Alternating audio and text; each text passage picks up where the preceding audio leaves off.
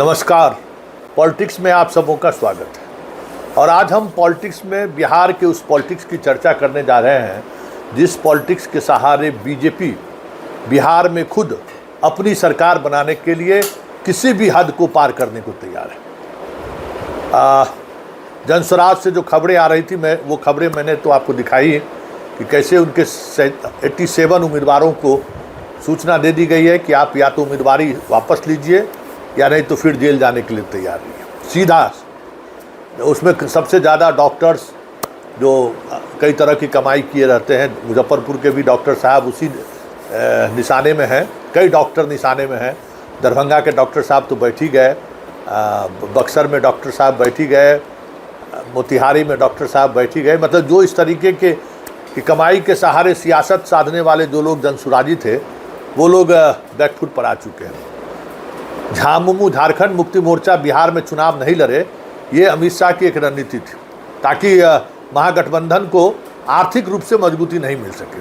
झारखंड के रास्ते बहुत सारी चीज़ें साधी जा सकती थी, तो उस गठबंधन को तोड़ने में तेजस्वी का बहुत ही बेहतर इस्तेमाल शाह ने किया है। शाह सिर्फ बिहार में महागठबंधन के सीट शेयरिंग में विवाद खड़ा ही नहीं किया है, ऐसे तमाम उम्मीदवार जो कांग्रेस को कमज़ोर कर सकता है उसको मैदान में उतरने दें या उतारे उसको, उसकी तेजस्वी को से उन्हें सहमति भी ले ली है।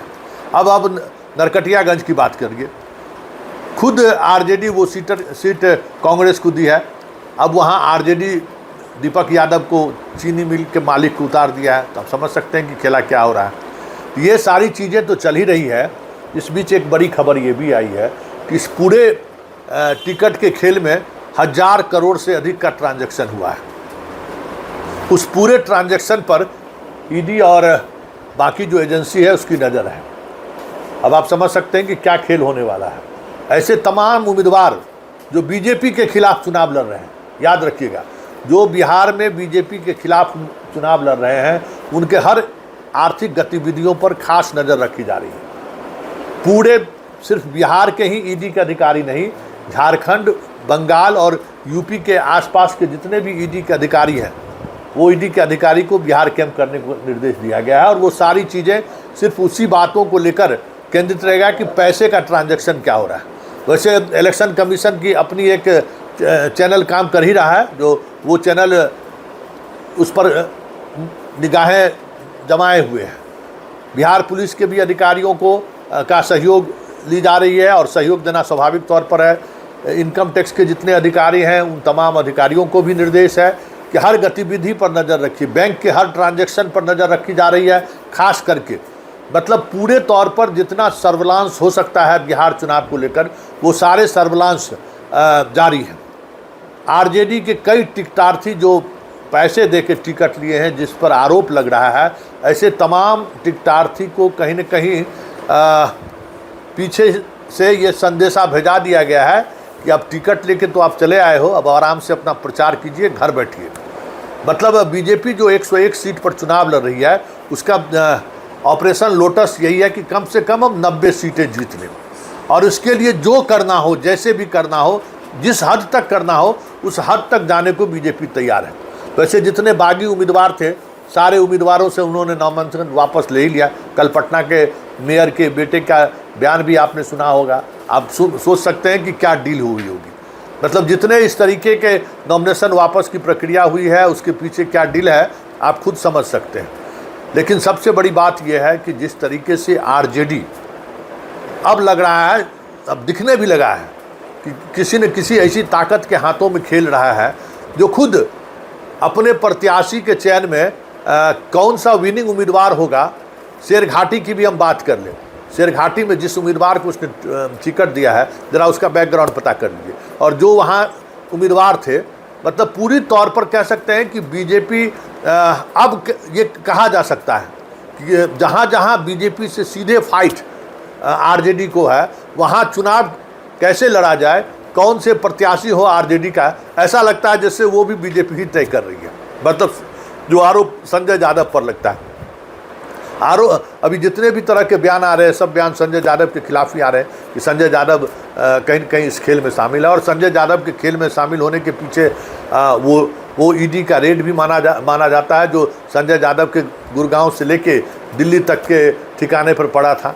कई तरह की चीज़ें सामने आ रही हैं। सच क्या है, प्रशांत किशोर को भी आज टेस्ट हो ही जाएगा। 2 बजे वो प्रेस कॉन्फ्रेंस कर रहे हैं, जो प्रेस कॉन्फ्रेंस में जो बातें वो कह रहे हैं उससे उनका भी सच सामने आ ही जाएगा कि क्या सच है, कितनी मजबूती के साथ वो खड़े दिखते हैं। क्योंकि जब से ऑपरेशन लोटस शुरू हुआ है, प्रशांत किशोर के चेहरे पर वो ठसक, वो आवाज़, वो कह सकते हैं कि अंदाज दूर दूर तक दिखाई नहीं दे रहा है।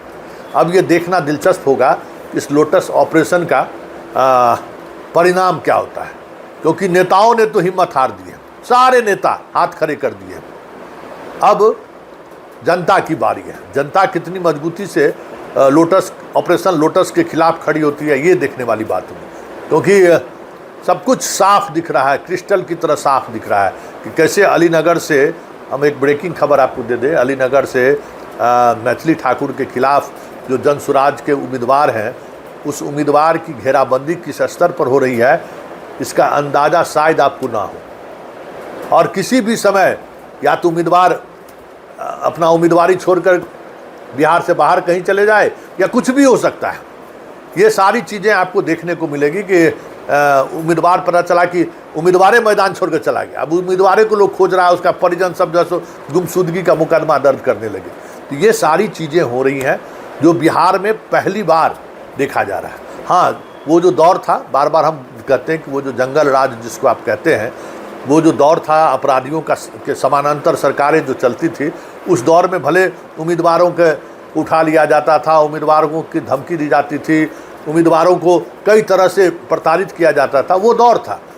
लेकिन बिहार उस समय में भी उठ खड़ा हुआ। वक्त लगा, 10 बरस लगा उस दौर से बाहर निकालने में बिहार की जनता को 10 वर्ष का समय लगा। लेकिन ये जो लोटस कमल है या ऑपरेशन लोटस जो है, उससे बिहार की जनता कितना पार पाती है, ये देखना दिलचस्प होगा। वैसे जिस स्तर पर खेल हो रहा है और जहाँ तक हमारी जानकारी पहुँच रही है, ये तो तय मानिए कि बिहार में बीजेपी की सरकार, मतलब बीजेपी के मुख्यमंत्री बनने से कोई रोक नहीं सकता है। भले 2-4-5 महीने के लिए नीतीश कुमार को मुख्यमंत्री बना दें, लेकिन रोका नहीं जा सकता है। इस स्तर पर खेल हो रहा है और ये खेल कहीं न कहीं दिखने भी लगा है। और अब देखना दिलचस्प होगा कि जदयू, जिसके सेनापति खुद उस स्थिति में नहीं है, अगर उस स्थिति में रहते तो हमें लगता है कि ऑपरेशन लोटस के बीच में ही हवा निकल जाती, क्योंकि जनता का नब्ज नीतीश को पता है। लेकिन परिस्थिति ऐसी है कि वो भी किंग कर्तव्य विमूढ़ है। अब सब कुछ जनता के पर निर्भर है कि जनता क्या फैसला लेती है। जनता ऑपरेशन लोटस के खिलाफ खड़ी होती है या फिर ऑपरेशन लोटस के साथ खड़ी होकर महाराष्ट्र की तरह बिहार में भी बीजेपी का परचम लहरा देती है।